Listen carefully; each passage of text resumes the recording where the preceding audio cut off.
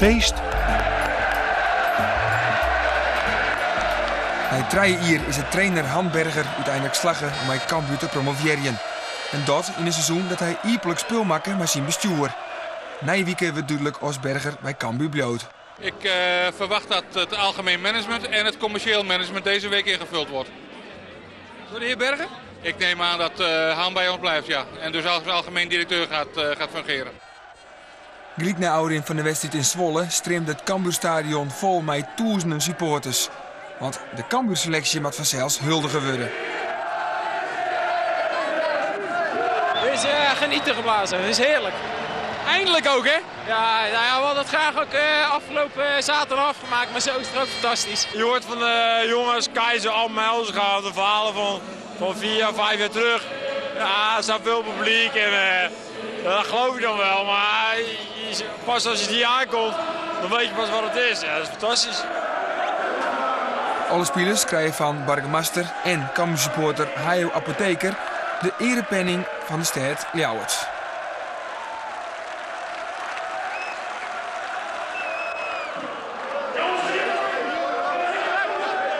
Zal ik het even laten zien? Ja.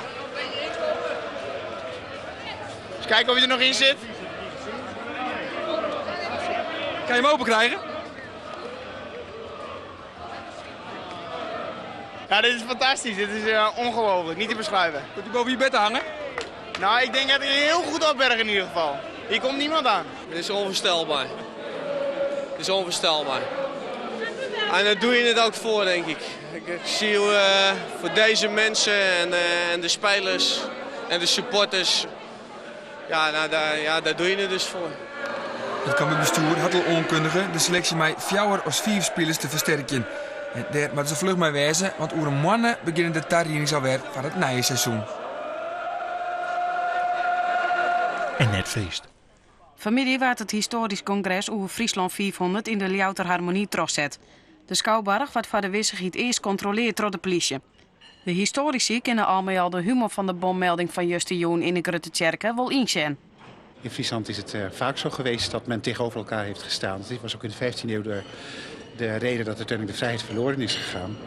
En ja, in sommige opzichten is dat blijkbaar alle eeuwen door verder gegaan. Wat dat betreft was het een hele stijlvolle afsluiting van die avond. Organisator Andries van Weperen wie Juste Joen poer leuk. Hij vindt dat de nou maar eens ouder wezen mag met de verwieten die de stichting Friesland 500 heel tijd krijgt. Er wordt de stichting Friesland 500 steeds verweten dat wij dwanen binnen met het organiseren van een groot feest voor alle Friezen. En wij praten zelfs steeds over een bedenking en een tal evenementen daaromheen die waar de bedenking en aanleiding voor is om die Friesland promoten te maken. Daar hebben wij het steeds over. Dus voor een part begrip ik die kritiek net en vind ik dat mensen wat beter luisteren moeten naar wat wij daarvan vinden. Het hele festival Friesland 500 had van het begin al vaste kritiek gekregen. Net als gewoon is het net in een heek feest te vieren om het Albrecht van Saxen 400 jaar een eindmaker had aan de Frieske vrijheid. De FNP had hem van het begin al verzettend in het feest. De partij distancieert haar van de bommelding, maar vindt wel dat het provinciaal bestuur haar net genoeg gerealiseerd had wat voor gevoelens er libben onder de bevolking. Ik vind dat het bestuur me wel eens even realiseert, maar als men wel goed genoeg met sommige zaken omgaat. Wanneer het mensen aan bepaalde zaken mij door, ik neem nou even de Alberstedentocht, en men gaat er in mei en je vindt dan letter een medaille mei Friesland 500 op de achterkant.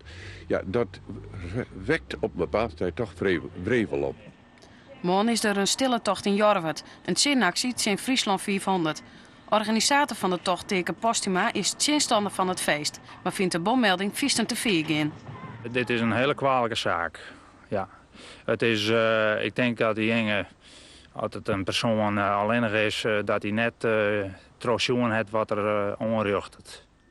De politie weet nog net wat er achter de bommelding van Juste Jong zitten het, maar neemt de melding voor eerst wel serieus. En wielst in de oors in Friesland het grote evenement voor de jonge Rijn in het raam van Friesland 500 Frozen Land losbarsten, kwamen bij Jorwert 80 mensen bij voor een hele orenmissie. Initiatiefnemer Teke Postumus is tevreden over de opkomst. Hij verneemt ook al een veroordeelde houding bij de organisatie van Friesland 500. Je krijgt nu wat de smaak van dat ze daar wat tussenin willen. Tussen heeg in de top en heel stok. En ik vind, als je rug door zee bent, dan mag je gewoon vasthouden aan je idee.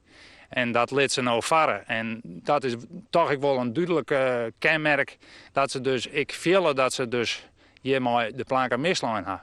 En nog altijd... Boerenzoon Siebren de Boer van Jorvet had een taspraak. Hij moet ik niet hebben van Friesland 400. Feest is vanzelfs best genoeg, maar de reden die ze daaraan verbinden, dat is 1498. En dat lijkt gewoon heel gevoelig in Friesland. En dat iedereen nevens mij wel weten kent. Friesland, of tenminste, ja, 1498, wie altijd voor de Friese beweging het eind van een soort vrijheidstijd. De organisatie van Friesland 400 had vol dat het je net gaat om een feest. Het is het hier krijgt 400 jaar verlien dat er centraal bestuur kwam in Friesland. Geen reden om een feest te vieren, maar wel om te betinken. Dominee Klooster van Jorvet liet hem je net terug uitsjoegen. Ik denk dat het een historisch geflater is. Dat je nou feest vieren wil, want je zit in Friesland 2400. Maar dat je nou de skiernis van Frieslanders opslagen, het standaardwerk, dan zie je op de eerste bladzijde dat de voorhouden van de Friesen, de directe voorhouden, 500 voor de hiertelling al in Friesland werden. Dus dat zou je de skiernis wat verdiepje kennen. Maar ik ben bang dat net in het referentierand van de organisatoren past. De betinking bij het middelpunt van Friesland werd besletten, hoe ken het ik oors, maar het jongen van het Fries volkslied.